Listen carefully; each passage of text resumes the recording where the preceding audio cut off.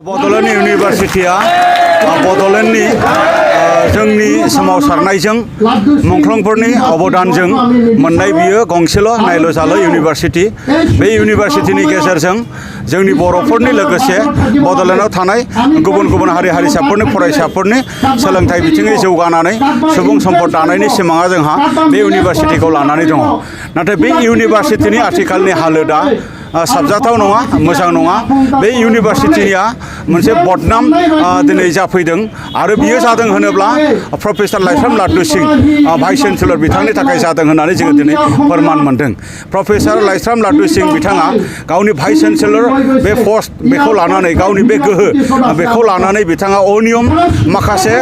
खामानिफोर जेरै माने कनस्ट्राक्शन एक्टिभिटी जेराव माने बेवहाय मिस एप्रप्रिएशन अफ फान्ड बेबायदि जानाय जोंनियाव माखासे एभिडेन्सफोर दङ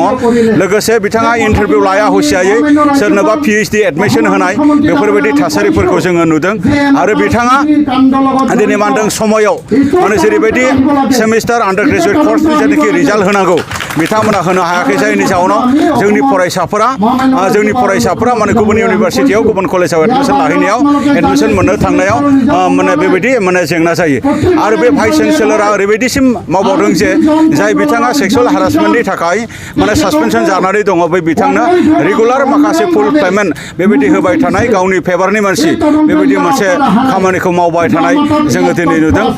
जोङो नुदों जे दिनै आरो बिथाङा टेन्डार गैया हुसियायै माखासे ड्रेन बानायनाय मार्केटिं सेट बानायनाय बेफोरबायदियाव फाइनान्सियेल एनोमेलिटिसफोरखौ जोङो दिनै नुदों आरो एन्टायार जायनाखि जोंनि बड'लेण्ड इउनिभारसिटिनि माखासे डिपार्टमेन्टफोरनि जिखिनि मोनसे जौगानायनि जिखिनि मोनसे लामा बिथाङा गासै माने गोहोफोरखौ गावनि आखाइ मुथियाव लानायनि गेजेरजों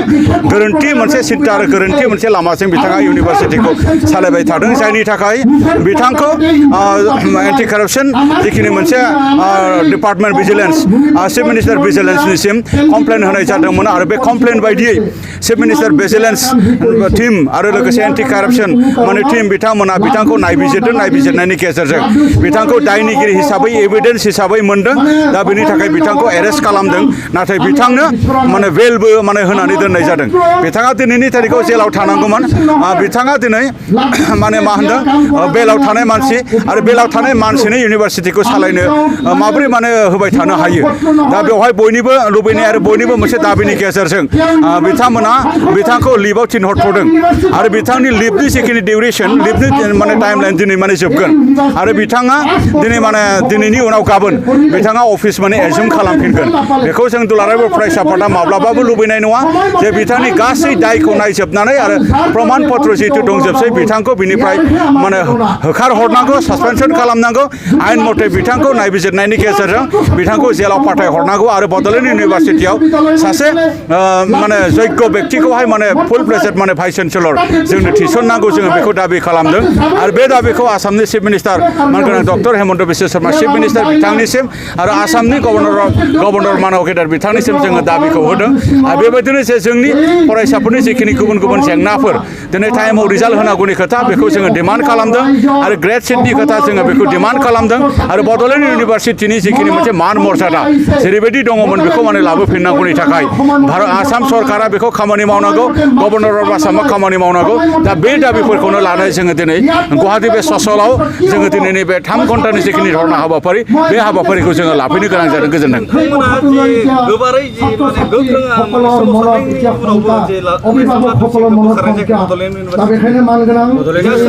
बेखौ जोङो माने जोंबो माने जोंनियावबो सोंथि जे एफाबां माने गोरोन्थि मावनायनि एभिडेन्स थासेयाव आरो बे एभिडेन्सखौनो लानानै बिथांखौ एरेस्ट खालामदों आरो बिथाङा दिनै बेलावसो दङ आरो बेलाव थानाय मानसिया बोरै भाइस चेन्सेलर जाबाय थानो हायो आरो बिथाङा लिभआव थानाय सासे माने भाइस चेन्सेलरा बिथाङा गावनि अफिसाव थांनानै माखासे फाइल पत्रफोरखौ बोरै लाबोबाय थानो हादों आरो बिथाङा दिनै मा होनदों लिभआव थानाय सासे भाइस चेन्सेलरा माखासे अफिसारफोरखौ माने खामानि मावनो थाखाय डिक्टेट माने खालामहरबाय थानाय जोङो बेखौ नुदों दा बेवहाय थारैनो गोजौ थाखोनि सोरबा अफिसारनि बा गोजौ थाखोनि सोरबा गोहो गोनां मानसिनि बेवहाय आखाइ दङ थागोन दा बेखायनो जोङो आसाम सरकारनि chief minister doctor Himanta Biswa Sharma मानगोनां बिथांनियाव जोङो गोख्रोङै दाबि खालामदों आरो गभर्नर अफ आसाम बिथांनियाव गोख्रोङै दाबि खालामदों बिथांखौ थाबैनो जों लुबैनाय बायदि सासपेन्ड खालामनांगौ एरेस्ट खालामनांगौ गोदान गोदान माने भाइस चेन्सेलर जोंनो नांगौ अन्यथा जोङो बिदि जुदि नङाब्ला जोङो जोंनि आन्दोलनखौ गोख्रोंनिफ्राय गोख्रों जोङो मान दान जोङो खालामलांनो थाखाय जोङो थागथियारि खालामदों बड'लेण्ड इउनिभारसिटिल' नङा बड'लेण्ड इउनिभारसिटिनि सिङाव जेसेबां माने एफिलिएटेड कलेजफोर बै कलेजफोरावबो जोङो जोंनि फरायसाफोर मानगोनां बिथांमोनखौ लानानै जोङो आन्दोलनखौ लागातार खालामनो थाखाय जोङो थागथियारि आरो बेबायदिनो जिल्ला बेंगिरिनि लांगोनायाव जोङो बे आन्दोलनखौ जोङो लांनो थाखाय जोङो दिनै प्रस्टुत जादों दा बेखायनो जोङो आल्टिमेटाम होदों जे नैबे गुवाहाटियाव जोङो खालामफैनाय आन्दोलन बे आन्दोलनखौ खोनासंनायनि गेजेरजों जोंनि दाबिखौ जुदि सुफुङाब्ला जोङो बेनिफ्राय गोख्रोंसिन जोङो आन्दोलन खालामनो थाखाय जोङो बाध्य जागोन गोजोन्थों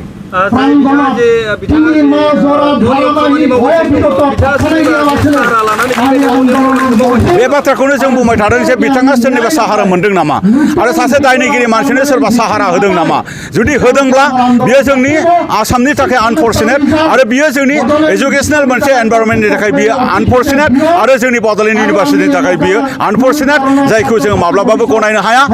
आरो जुदि बेबायदि दङब्ला जोंनि आन्दोलना गोख्रोंसिन जागोन होननानै जोङो बे बाथ्राखौनो जों बुंबाय बाजाज बाइक लानो गोसो गुदुं सुबुंफोरनि थाखाय मोजां खौरां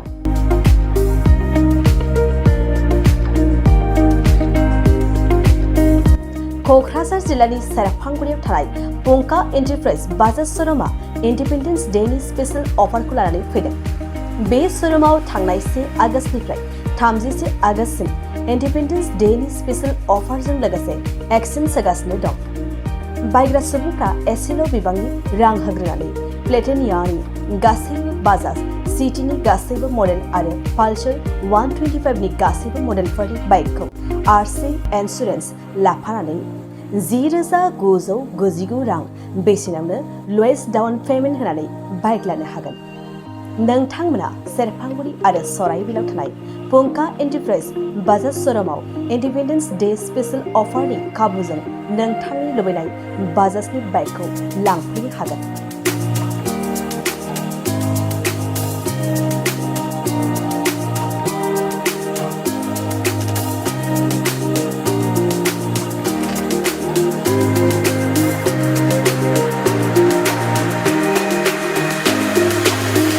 खाबुफोरा जादों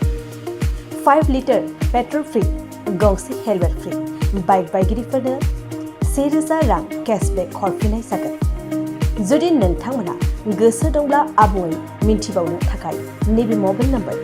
9395303476 आरो